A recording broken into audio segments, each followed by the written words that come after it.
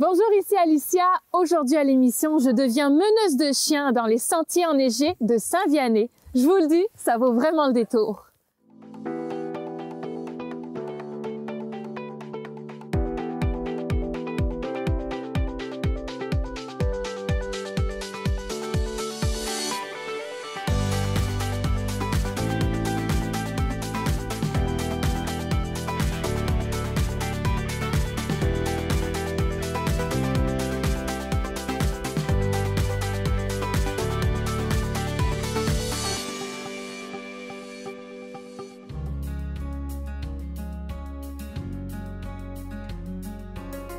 Alors aujourd'hui, je me retrouve avec Maxime Fournier. Maxime Fournier, tu es le propriétaire de la pourvoirie Fournier plein air. On est en plein cœur de Saint-Vianney. Qu'est-ce que ça prend pour être un bon meneur de chiens, là, un bon musher? Ce serait quoi que tu dirais aux gens par rapport à ça? Je pense qu'il faut surtout aimer ses chiens. Parce que c'est de là que tout part. Si tu aimes tes chiens puis tu les respectes, ils vont te respecter aussi, puis il faut qu'ils soient contents de courir. C'est ça. Ces chiens-là, ils ont d'instinct de vouloir courir. Fait que si tu leur rends ça le fun, puis qu'ils vont vouloir le faire naturellement, puis vous allez voir, là, on n'a pas besoin de sortir un bâton pour que ça avance, là. Qu'est-ce que ça fait les chiens durant l'été, quand c'est pas la période hivernale, le reste de l'année? Bien, on a des petites activités qu'on fait, nous autres, tout au long de l'année, là. Il y a le bike joring, qui est d'attacher le chien devant un vélo. Ça, c'est le fun aussi. Puis, ou l'en canicross. Mais ça prend du monde qui sont quand même assez en forme parce que... Ils vont vite. Oui, c'est ça. Souvent, l'humain va avoir de la misère à suivre le chien, là, en tout cas, pour la plupart. Là. Fait qu'avec un vélo, c'est plus des belles vitesses. Parce que des chiens que, normalement, si tu les laisses aller à leur rythme, ils vont courir autour de 14-15 km/h peut-être. Là. Quand même, ça va vite. Oui, c'est ça. À pied, là, c'est un peu rapide. Là. Ouais. J'aimerais que tu me parles un peu du comportement des chiens, parce que je sais qu'il y a des mâles alpha. Comment ça se passe en meute, là, les chiens de traîneau? Bien, c'est sûr que chaque chien est unique, puis il a son caractère. C'est comme chaque personne différente. C'est un peu comme gérer une équipe de sport, gérer une équipe de traîneau à chien. Il y a des différents caractères qui vont aller mieux à certaines positions, puis tout ça. Comme souvent, mes chiens les plus calmes, je vais essayer de les mettre en avant, parce que c'est les premiers chiens à être attelés puis les derniers à être dételés. Fait que eux autres, ça prend des chiens plus calmes qui vont calmer les autres aussi puis qui vont être capables d'avoir un bon focus là, quand c'est le temps. Ouais. Mais c'est toi qui restes le grand patron. Oui, c'est ça. Il faut que les chiens me considèrent comme justement le mâle alpha parce que sinon, ils ne m'écouteront pas. Puis il y en a qui ont beaucoup de caractère aussi, puis c'est normal. C'est comme n'importe quel athlète. Là. Les meilleurs, souvent, ils ont beaucoup de caractère. Fait qu'il faut apprendre à gérer. Quand ils vont commencer à faire des niaiseries, si j'élève la voix d'habitude, ça va être suffisant. Puis il faut que ça soit comme ça parce que sinon, il y aurait des bagarres à pu finir. Tandis que là, on n'en a pratiquement jamais. Là, tellement, je ne me souviens pas c'est quand la dernière fois c'est arrivé. Là. Bien, justement, tu vas me faire découvrir un peu justement le traîneau à chiens. Oui, c'est ça. Tu vas me montrer un peu comment ça se passe pour pas que je parte dans le bois et qu'on me retrouve jamais. Oui.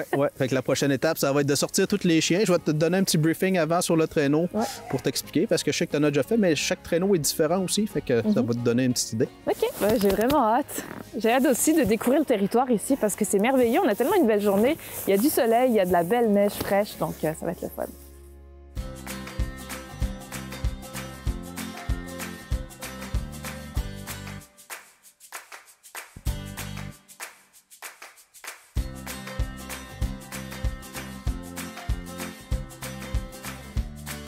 Je m'appelle Nick Michaud, auteur de BD et fondateur des éditions Sawin. Et voici la mascotte, Mouni.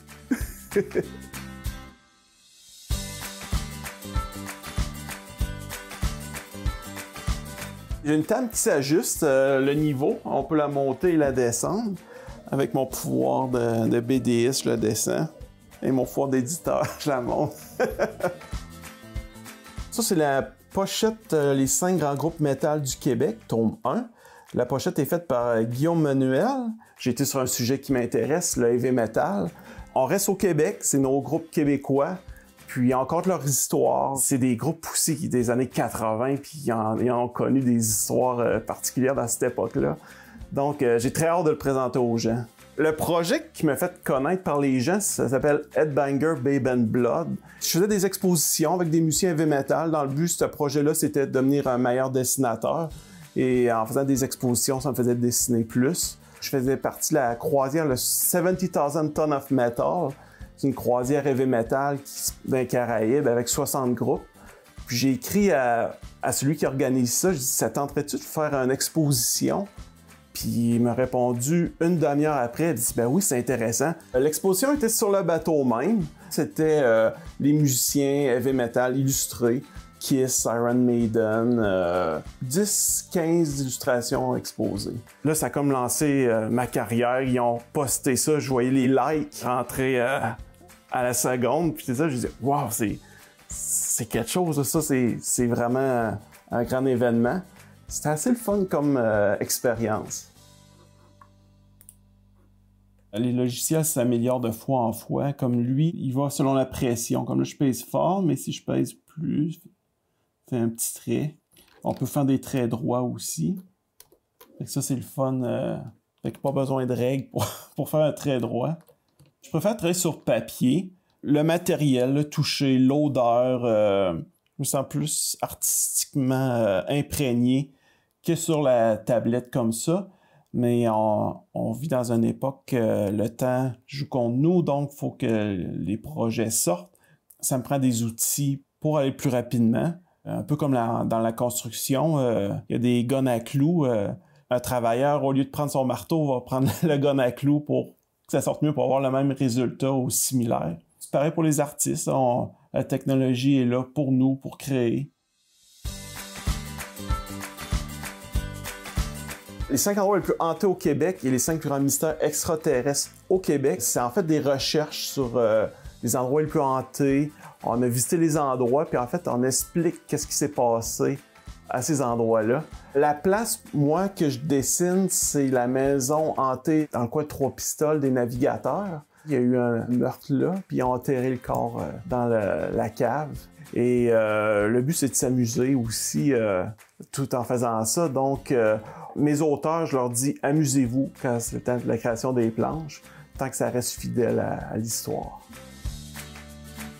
En ce moment, je travaille sur Bière dessinée tome 3. C'est sur les microbrasseries des cantons de l'Est.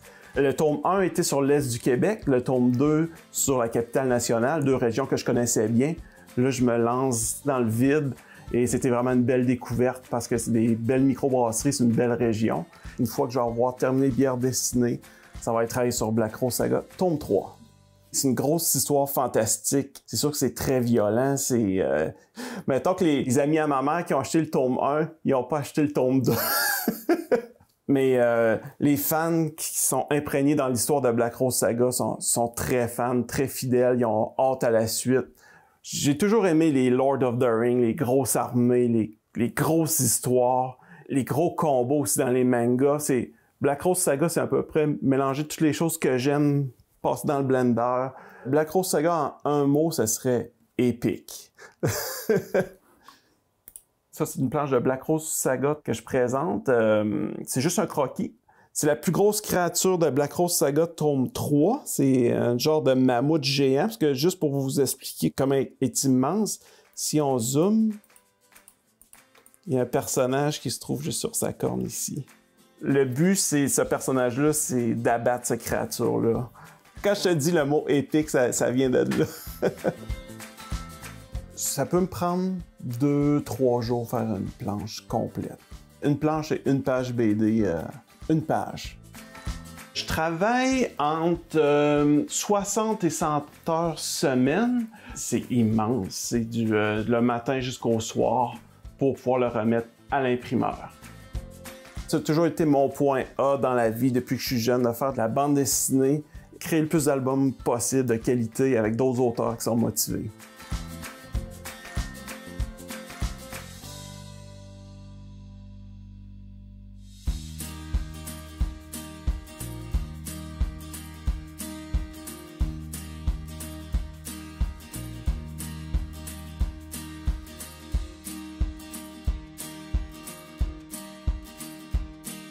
Moi, c'est Mélanie Ross. Je suis chef en alimentation vivante et j'œuvre avec Alain. Je suis co-créatrice du verre à boire avec Alain. C'est un petit comptoir vegan. L'alimentation vivante, en fait, c'est une alimentation qui est très proche de la nature, qui demande, en fait, très peu de transformation. On y retrouve les pousses, les germinations, les fruits, les légumes, évidemment. Au lieu de faire cuire les aliments, on les germe, puis c'est comme ça qu'ils deviennent un peu plus digestibles.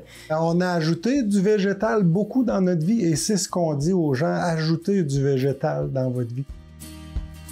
On s'achète un guide de voyage quand on part en voyage. Moi, je m'achetais un livre de recettes traditionnelles du pays que j'allais visiter. L'élément déclencheur, c'est en voyage qu'on a eu cette idée-là. Là. Ouais. On s'est rencontrés, puis on est parti en voyage tout de suite. On est parti au Maroc. C'était l'abondance de fruits, l'abondance de légumes, l'abondance de fraîcheur, de fines herbes, les odeurs, c'était magnifique. On s'est dit, ça serait vraiment intéressant de partir un projet pour faire connaître les bienfaits de ça. Fait qu'on s'est vraiment complété, Mélanie, avec son côté raffinement, puis moi, mon côté peut-être pragmatique. On a allié ça, puis ça fait une belle force complémentaire. Ça prend des forces de la terre, puis ça prend des forces de l'air. Aujourd'hui, on va faire un beau lait d'amande. Des amandes qu'on a préalablement trempées. Un coup que ça a trempé, on le rince comme il faut, on enlève l'eau avec les inhibiteurs d'enzymes, puis on déshydrate avec le déshydrateur. Puis là, la noix, elle peut se conserver longtemps, puis c'est avec ça qu'on fait nos desserts. C'est que ça fait que la noix, elle est croustillante, puis elle n'a plus l'inhibiteur d'enzymes qui est difficile à digérer. On a environ une tasse avec 1 litre d'eau, puis on va activer la machine environ peut-être une quarantaine de secondes. On va utiliser un sac à noix pour pouvoir récupérer le tout. En alimentation vivante, il n'y a pas de perte et ça produit très peu de pollution. Quand on fait un lait d'amande, par exemple, on utilise la pulpe pour faire des desserts. Il y a une panoplie de desserts à faire. Puis en alimentation vivante, ce sont nos croûtes, ce sont nos pâtes pour faire les tartes, ou nos bases à gâteaux. Donc là, on est rendu à l'étape de qu'est-ce qu'on fait avec la pulpe d'amande. On va faire les boules d'énergie. L'ingrédient liant, ce sera la date. Je vais ajouter dedans de la graine de citrouille. C'est riche en zinc, excellent pour le système immunitaire. On va ajouter de la noix de coco, puis on va utiliser aussi la noix de coco pour rouler la boule d'énergie dedans. On va utiliser aussi des super aliments. Donc, on s'est fait un beau petit mélange ici de lucuma, poudre de maca et mesquite. Donc ça, c'est toujours pour mettre du oomph un peu dans nos boules d'énergie, les pimper un peu en énergie. Tantôt, on a parlé de trempage. Je vais ajouter un petit peu de sarrasin. C'est très protéiné aussi, puis ça ajoute du craquant dans les boules d'énergie. Je vais ajouter un petit peu de graines de chanvre. Ça va être de la dynamite. C'est vraiment protéiné, notre affaire. Puis, un peu de cannelle pour réchauffer parce qu'on est encore au printemps. Mélanie, c'est une grande créatrice. Elle a beaucoup d'intuition, puis quand elle cuisine, elle y va un petit peu de ci, un petit peu de ça. Puis étant donné qu'elle en a fait beaucoup, là, elle mesure pas toujours ses affaires. Mais moi, je suis celui qui est responsable d'essayer d'uniformiser les recettes. Fait que je passe souvent en arrière avec le calepin pour dire combien t'en as mis? À peu près un quart de tasse, tu sais. Fait que là, on s'amuse là-dedans pour essayer de se compléter. Fait que c'est le fun parce que tout se passe dans le robot culinaire avec ma technique. Là, on n'a pas besoin de salir plein de plats. Ce qui est super agréable pour celui qui fait la vaisselle après.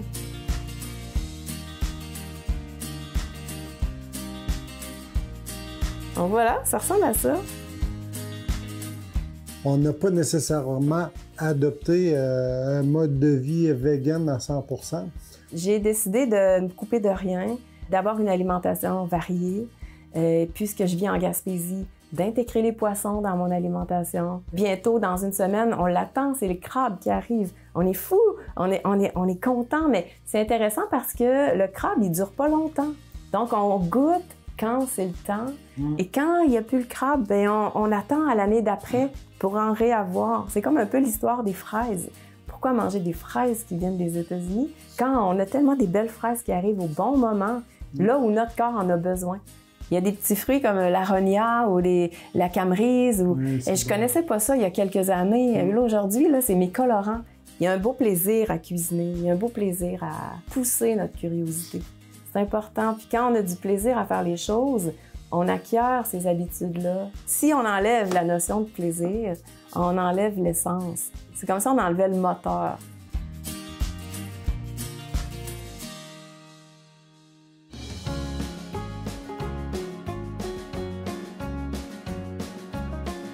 Bon, fait que je vais t'expliquer comment conduire le traîneau.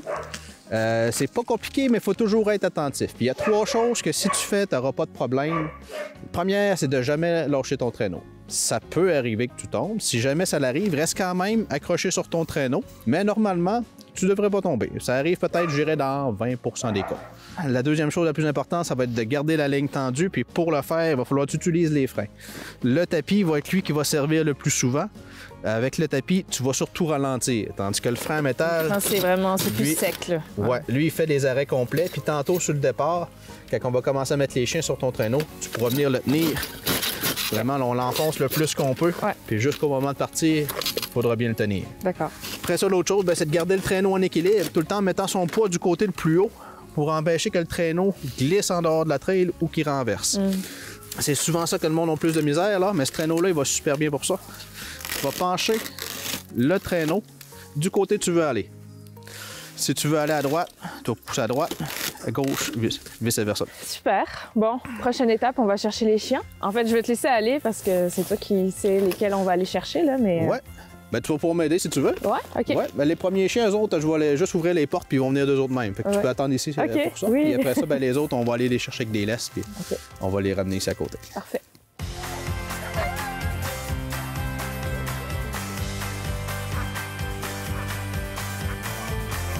Viens, Chim! Hop! Ah, va la patte! Un autre!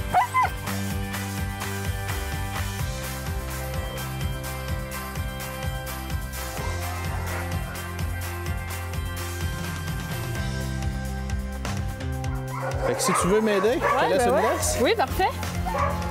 Viens ici! Ouais, bon chien, bon chien!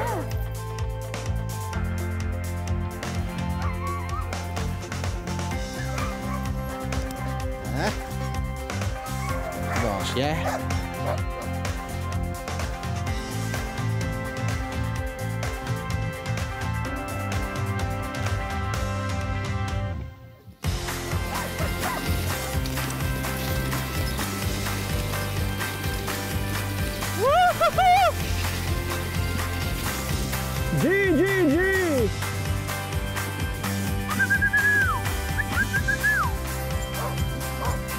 T'as bien raison, Bucky.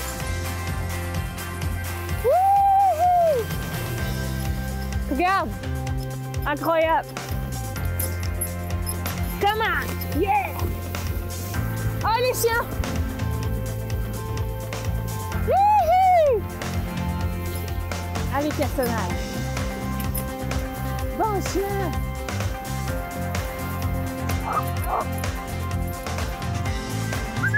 Allez, allez! Youhou! Allez, allez, allez! Roxy, t'en vas! Bon chien!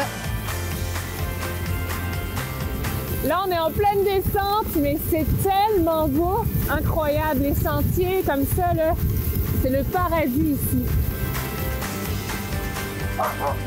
C'est ça! Bon chien!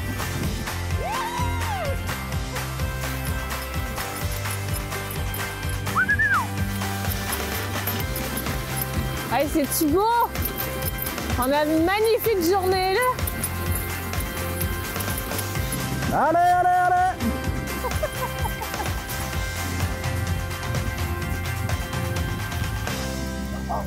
Wow!